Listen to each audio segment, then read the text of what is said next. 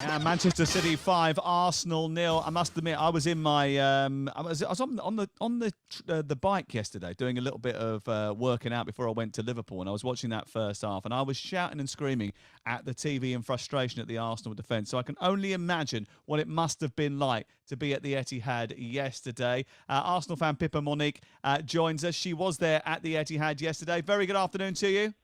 No, it's not really a good afternoon, is it? Yeah, it's just an afternoon. That Mambo Number 5 song is not the best first song to hear, really, is it? Yeah, blame the producers for that, not me. But anyway, Pippa, did you stay for the whole game?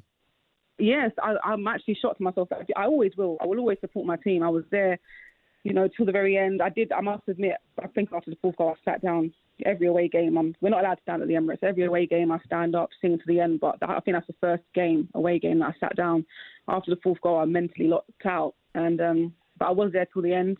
The players did come over. Arteta did clap for an unusually long amount of time, which was quite strange. But it was just a horrible feeling. The worst Saturday afternoon in a very long time. Pippa, when you're travelling up there, right, there must have been a little bit of trepidation. Then when you saw the team selections, I looked at it and that really surprised me because you know that Man City are going to dominate possession. I want us to be on the front foot. But the four midfield players, Granit Xhaka is the only one who thinks defensively, and even he's not marble enough on the defensive side. So was that the feeling amongst the Arsenal fans, looking at that team thinking, this is a bit of a strange one? Yeah, I think everyone, including myself, when they saw the lineup, they was like, what on earth is this? I mean, obviously, if everyone driving up there, whoever travelled away, I can't speak for everyone, but I think a large proportion of Arsenal fans didn't expect to win.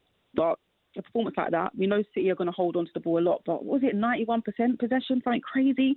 We used to be the possession team. That used to be us. But we couldn't even get a sniff of the ball. Anytime we got near it, they just nicked it off us straight away. It was a horrible performance to watch. There was a real lack of conviction in the defending as well, just some basics. I also thought it was a little bit strange, and I wonder how the fans reacted to this. When Xhaka gets sent off, why doesn't the manager make a change and drag on El Neni straight away? Yeah, I thought El Neni would have been on sooner, but you say that, but there was actually a lot of fans that were like, why is El Neni coming on? But I thought that was a better decision. He works hard in midfield. I know he's not the star midfielder that Arsenal fans rave about, but he works hard. When he came on, he had no other option to do so. But someone's got to play in midfield, haven't they? I mean, someone's got to clog up the situation. If they're dominating possession, Manchester City, and you've lost the only defensive midfield player that you've got in the team, someone's got to play in that role, and Ødegaard certainly can't. And we had Lukonga. There were other players available that could have come on. 129 million spent. We still got Arsene Wenger's players on the pitch, most of them. It just baffled me, everything about yesterday. Everything. So the thing that frustrates us being a massive goon, I want to see my team have heart, commitment, desire. But the defensive side, when you're a coach, the easiest thing to start off is on the defensive side to get your team structured. It's easier to destroy than create. And I'm looking at Mikel Arteta. And, there was a lot of sort of euphoria when he first went in. You can see he was trying. It just seems like he's lost his way. He's lost the basics. Yeah, and that's translating onto the pitch. I think their heads went down after the first goal. They all shied away. I know sometimes I get frustrated at Leno when he takes super long to play out from the back or just kick the ball out, but everyone was shying away from the ball. No one was moving to him. Like, there was no options for him to play out from the back. It's like everyone was scared and they didn't want the ball. And I didn't want to see that. The players looked down after one goal down, and they just wasn't up for it. So what's the solution? Because if the players aren't motivated and not up for a big game against Manchester City, what does that say about the way the club is being run? I mean, fans have been complaining about it for ages. The board, like the Cronkies, even the manager. There's a lot of fans that are still saying, give Arteta time. We can't keep forcing managers out. We can't. How much time do you want to give him? Till the Spurs game. I'm not one of the fans that saying give him time. I'm too reactionary, to be honest with you. I get very frustrated and think I need change right now. But then there's other fans that have sense and will be like, or some will call it sense, and they'll be like, let's wait, give him time. If he needs a few more seasons, transfer windows and all that stuff. But I think his time's up. I think it was up before he began.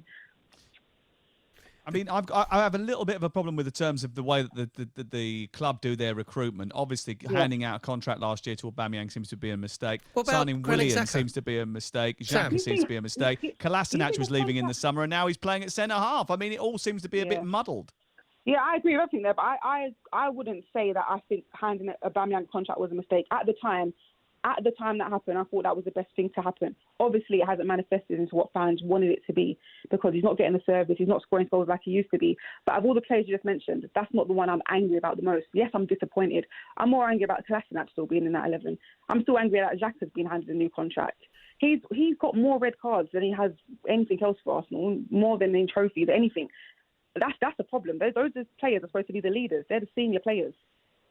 It's a brainless challenge, Perry, wasn't it? Yeah, but the thing is, I was doing the West Ham game yesterday, San Juan for Palace, right? And I didn't know, I hadn't seen it. And someone said to me, Zach had been sent off. So I said, I bet you it's a launching, two-footed, where he leaves the ground and does a scissor tackle, right? Yep. And you think, was it the definition of insanity where you keep doing the same thing over and over and over again, you think you're going to get a different result? Yeah. So showing your leadership skills, which he is one of the leadership group, and he's been, sometimes he's given the captaincy. Yeah. So you've got the younger players around you. It's the senior players that are supposed to help the younger players.